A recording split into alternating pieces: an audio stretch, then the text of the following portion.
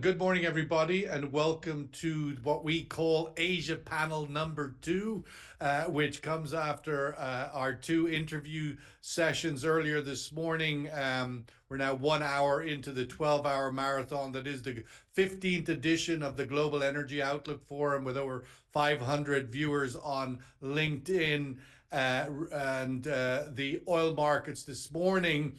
And this year, one would have to say, certainly opening with a bit more of a bounce than I was expecting. Brent crude oil up above $76 a barrel.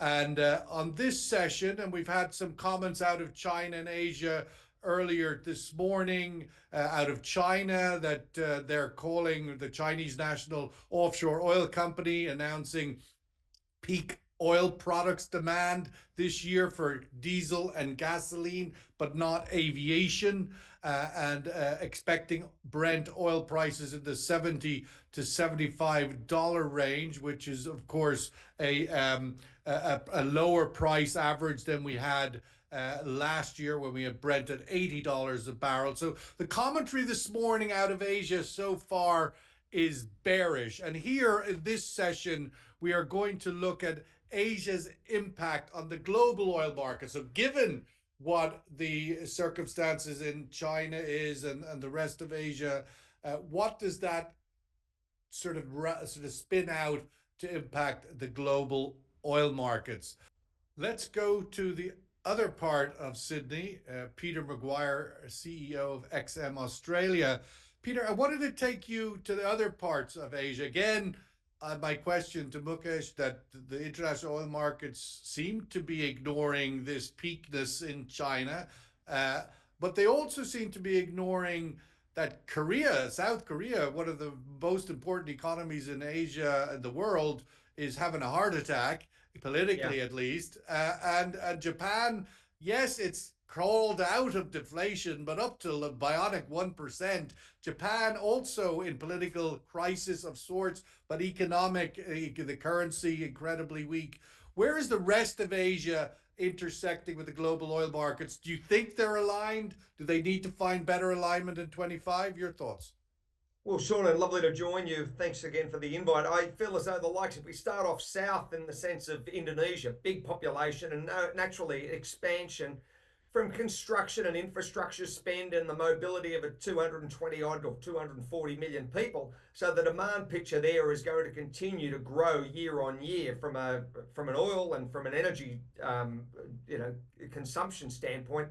You move up the curve and you look at the likes of Philippines, again, very, very strong, a big infrastructure spend and dynamic nature in the young population. And I feel as though that's got probably its best days ahead of it in the sense of consumption and, of course, the overall framework around, the economy. It's reasonably okay.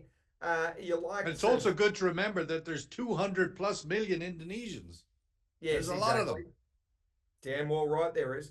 And then you look at the likes of Thailand and Malaysia. They're both booming in, from I think from a GDP perspective, and they're doing quite well.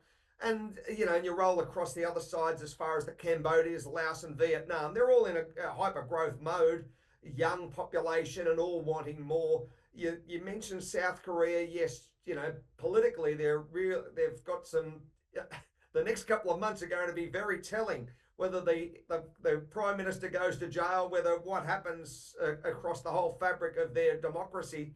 The likes of Japan, incredibly weak yen, and there's every chance you could see on the 24th of January, Governor Ueda throwing 25 basis points into from the bank to say, right, we're going to get this rate up a little bit, and what impact that's naturally going to have to the currency. You've got an incredibly strong US dollar currently at through 109, and that's just mind blowing what we've seen as far as growth over the last couple of months. And naturally, all of the commodity trading currencies like the Aussie or the Kiwi or the Canadian have really been hammered, and then all the others, the euro, every chance you could see parity. So it's been an incredible last month, and I'll leave it with this. A month ago, Sean, we were at around about 4.17 10-year yield. Now we're at nearly 4.7 hit 4.69. I think it's around about 467 in the last couple of hours. So 4.67. So every chance you could see 5% for a 10-year, which is just unheard of under these circumstances over the next month or two. And just to pick up on that last point, Peter, the consequence for that on Asian growth this year, good, bad? What do you? Bad it's got to be, Sean, and from a Chinese perspective, from a deflationary side, their 10-year, who's going to buy their bonds? They're going to run around about 1.5% this year. So you've got a greater than 3% just risk-free buying US bonds versus Chinese. They still haven't got their, Barclays came out, their property market is hemorrhaged and destroyed $18 trillion of value since 2021. So it's pretty dire in a lot of ways, but the overall consumption is still reasonably strong. Peter, just picking up on that, I mean, we saw a very, very bad start to the year with Chinese equities. I wanted to get your thoughts on what that means, and also the outlook. I mean, whether Trump punches and there's punching back, we're seeing a narrative emerge going forward of U.S. companies looking to get out of China, to reduce their exposure to China, even before the Trump election, given all the supply chain issues. But ultimately, with Trump now, what does the collapsing China stock market tell you about some of those narratives and their impact going forward? Well, yes, the market has certainly had a little bit of a correction considering where it was at, say, 2 months ago. It's certainly given off some of that hot air, but it's well up from where it was. And we look at the CSI 300. And I think that a rising tide carried all boats in a lot of ways. You had extraordinary growth when you're looking at the likes of NASDAQ, S&P, and Dow last year and the year before. And the CSI 300 out of China did get probably oversold, and it really bounced strongly with that stimulus package coming out of Beijing. Was it enough to engage? Probably not.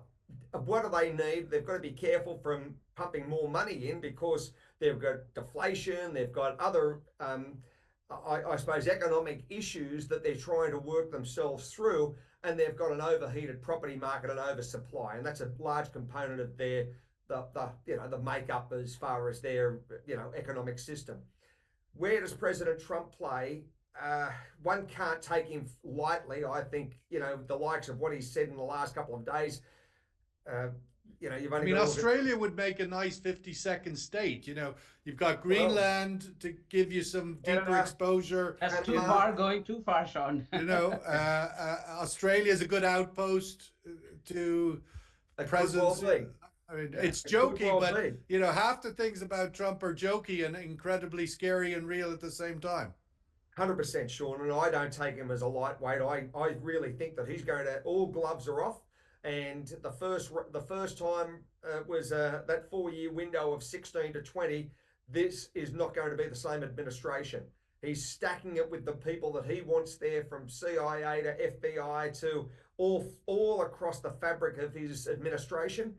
And he is going to move quickly. His son was in Greenland yesterday. They've got 55,000 people. They'll work through that. Is Denmark going to have control of it? What does that mean for the rare earths up there in China? That it's a strategic play. He said to Trudeau, you've got, you export dairy, lumber, and cars to the US. We don't want any of it. We don't need any of it. We've got our own. So where are you going to sell it? And that's going to be a real concern as far as where Canada plays. From a port perspective, they lost 38,000 men building the Panama Canal. They aren't taking that lightly. President Carter, and God bless him, he's laying in state now, but he sold it, I believe, for $1. Well, Trump is saying he wants it back, and he is not going to... But certainly where the Chinese have come into South America, and we're going to be in South America later today, they just opened a massive new port not far from the Panama Canal. So the question of what the punchback from China and from Asia looks like to some of this aggressive Trump activity, both in the course, obviously, with Iranian oil barrels going into China, do they punch back, etc.